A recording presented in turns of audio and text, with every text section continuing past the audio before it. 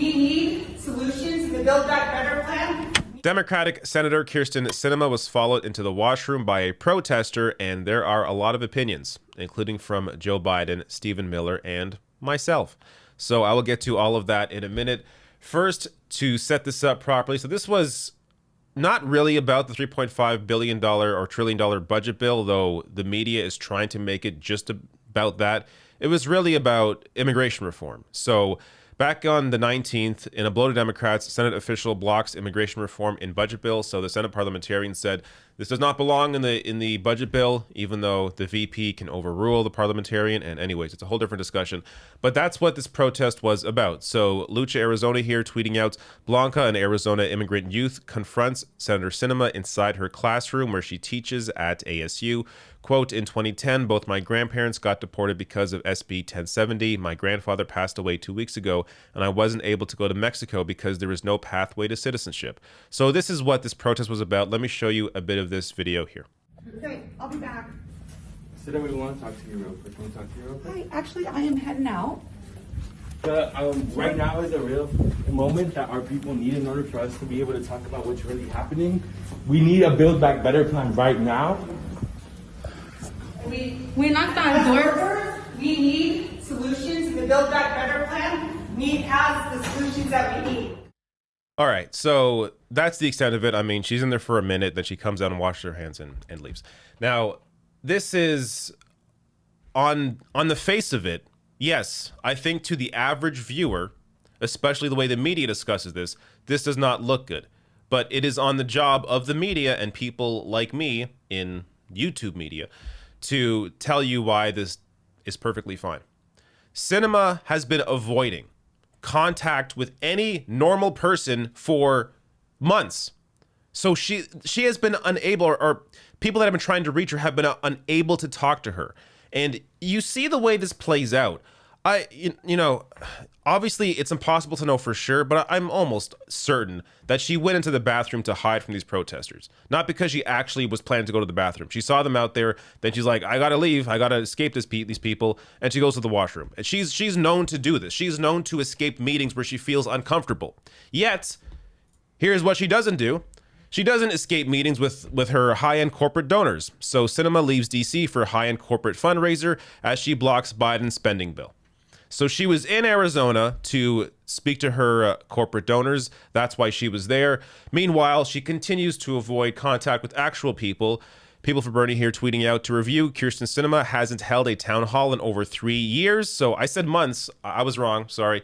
Years. Sinema has not talked to normal people for years. 3 years. Is trying to water down a policy supported by 90% of Americans. Continues to meet with and hold fundraisers with corporate lobbyists. So while, you know, I'm sure you turn on MSNBC, CNN, they all criticize these protesters for doing this.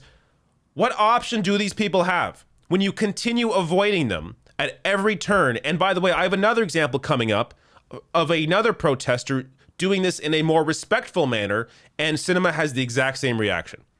So before I get to that, let me show you or read this opinion here from Sarah Jones in New York Magazine that I think gets to the heart of the issue. So she writes here, aggressive protest tactics like the one that so incensed Sinema tend to be a symptom of a much larger problem. When people are shut out of a supposedly democratic process, they have no choice but to agitate. The Senate is a broken institution, one that is hidebound by archaic rules like the filibuster. It is an increasingly expensive proposition to run for office at all, which keeps the Senate in the hands of those who can afford to be there. Activists aren't wrong to think that democracy is in decline, and that it is threatened further by elected officials like Sinema who attend expensive fundraising dinners while holding up bills their donors despise. That anger is valid, and it has to have somewhere to go.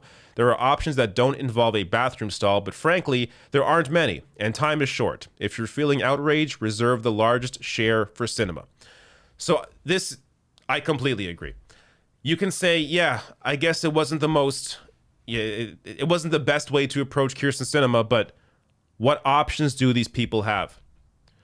Now, let me get to a couple of reactions. So Stephen Miller One of the worst people in the world, of course, large part of the Trump administration and his approach to immigration. Stephen Miller tweets out here, an illegal alien is stalking a U.S. senator to demand passage of Biden's reconciliation bill because it includes mass amnesty for illegals. In a functioning democracy, ICE would swiftly deport this person, but under Biden's new edict, as the lawbreaker knows, she's immune from removal. So here is one of the worst people in America, Stephen Miller, coming out to defend Kyrsten Sinema. And before I get to the Biden position on this, Owen Higgins here tweeting out what I was discussing earlier, the more, I guess, respectful way to approach Sinema. So he tweets out here, Sinema was respectfully questioned by a DACA recipient while on her way back to D.C. The disrespectful and dismissive way the senator treats a member of the public really shows that she doesn't think regular people deserve the time of day. So I'm going to play a bit of this here, and it shows you it doesn't matter if it's a bathroom stall, it doesn't matter if it's a plane, it doesn't matter where it is. This is Kyrsten Sinema's approach to the average person. Senator, hello, how are you? Good? Sorry, I'm Karina. I don't know if you remember me. I just want to know if you can commit, as my senator, if you can commit to passing a reconciliation that could provide a pathway to citizenship for immigrants. We have been waiting for this for too long, and I just need to know if you can commit to passing a budget reconciliation. So this went on for 2 minutes, and Sinema just sat there ignoring her the entire time. At one point she turns, it's not clear what Sinema says, but it sounds like she's telling her, now's not a good time. When is a good time? This shows you why the media freak out over the protester in the bathroom is so ridiculous, because it doesn't matter what protesters do. It doesn't matter what the average person does. Sinema does not care about anybody but herself and her corporate donors. But the only bad thing about the protester in the bathroom is the way the media handled it. Because, that's the first impression you get. Oh, you shouldn't follow people to the bathroom. Or you shouldn't film in the bathroom either. Yeah, generally, I agree. That's a great rule. But this is a very unique situation here where you have a senator that is not responding to her constituents.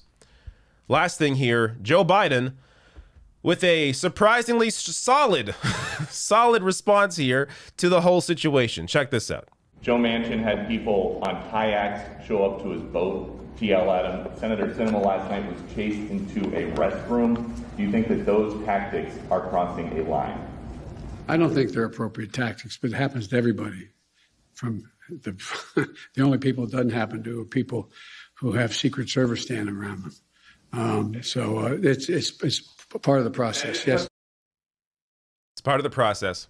It's part of the process.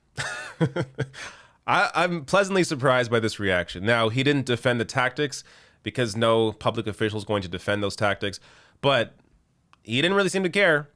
And I think part of the reason here is that he's out of options himself, though he's not really out of options. He's not tried anything, but he's happy to see the pressure come from other areas because I believe he does want to see the Build Back Better Act pass. But the issue here is that he's not using his power enough on Manchin or Sinema. He could, be going to their states to rally up their voters. He could be putting ads out there in these states. He could be challenging them or threatening to challenge them, their primary challenge. He could be threatening to go after Manchin's daughter over the EpiPen scandal. So there's a lot that Biden could be doing here that he's not doing. But in lieu of that, he seems to be okay with these sorts of protests. So, it does show you when even Joe Biden doesn't seem to care just how ridiculous the outrage over this protest in the bathroom was. But, it's high stakes. And when you are a senator who is not doing anything to actually talk to the average people, you can't complain when this sort of thing happens.